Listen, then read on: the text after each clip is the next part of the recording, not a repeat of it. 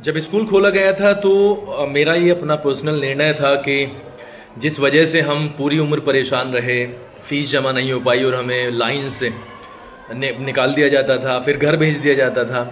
तो हमने सोचा था कि हम बच्चों के साथ में ये नहीं करेंगे और हमने बहुत हद तक, आज तक हमें 11 साल से ज़्यादा हो गए हैं, हमने आज तक इस चीज़ को 90% 95% हमने इसे सक्सेसफुली अचीव किया है कि हमने बच्चों को परेशान नहीं किया है। हम कहते नहीं हैं, हमारे सोर्सेज में बच्चों को इन्फॉर्म करने के या गार्जियन को इन्फॉर्म करने के सबसे बड़ा जो वेपन रहा है वो रहा है एक नोटिस। धीरे धीरे समय के साथ साथ उस नोटिस का प्रभाव ख़त्म हो गया। फिर हम फ़ोन पे संपर्क करते हैं। फ़ोन की स्थिति ये है कि किसी की इनकमिंग बंद है, किसी ने नंबर सेव कर रखे हैं तो वो उठाते नहीं हैं। कोई कार्ड देता है, कोई बिज़ी आता है, कोई बंद हो गया है, नॉट रीचेबल है, तो फ़ोन की स्थिति ये है। और कई बार ऐसा होता है कि एक फ़ोन ही सारी व्यवस्था को बिगाड़ देता है, क्योंकि ऐसे ऐसे शब्द कभी कभी हमें सुनने को मिलते हैं जो कि एक टीचर और पेरेंट्स के बीच में नहीं होने चाहिए।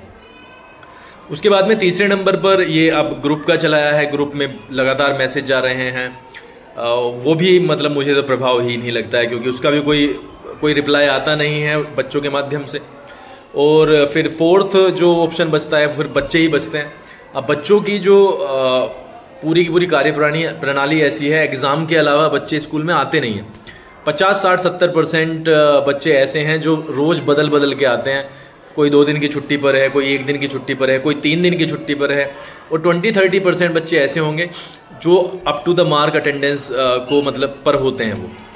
तो व्यवस्था बिल्कुल पटरी से उतर गई है। और शायद जहाँ तक मैं स्कूल से जुड़ा हुआ हूँ, सभी स्कूल से, बहुत सारे स्कूल से, उनकी व्यवस्था भी यही है। लोग परेशान हैं। मैं तो सिर्फ अपनी ही बात करूंगा और यही रिक्वेस्ट करूंगा कि भाई ये नौबत नहीं आनी चाहिए कि हम बच्चों को यहाँ पर कहें। बच्चा सुबह सुबह जैसे हम पढ़ाने के लिए आते हैं, जैसे एक व्यक्ति खेत पर काम करने जाता है, जैसे एक व्यक्ति जॉब पर जाता है, वैसे ही हम यहाँ पर काम करने आते हैं। बच्चा अपनी दिन भर की पढ़ाई करने के लिए आता है और 7:30 बजे से पढ़ाई के अलावा सारी की सारी चीज़ें उसके साथ में फ़ीस की स्टार्ट हो जाएँ तो कितना जोर उस पर पड़ता होगा और कितनी ख़राब व्यवस्था है ये। मैं अपनी अगर फ़ीस की बात करूं तो हमारी फ़ीस महीने की 400 से 450 रुपये महीना है।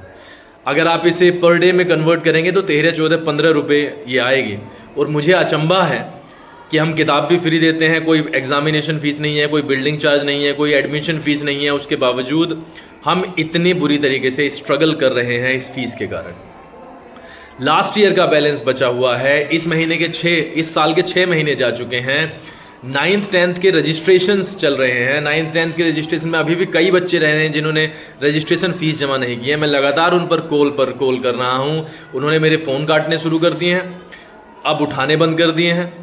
बच्चे ने स्कूल आना बंद कर दिया है और मैं अब यहाँ पे बीच में ये फंसा हुआ हूँ कि उनके रजिस्ट्रेशन कैसे कराऊँ। रजिस्ट्रेशन की लास्ट मतलब डेट ही चल रही है।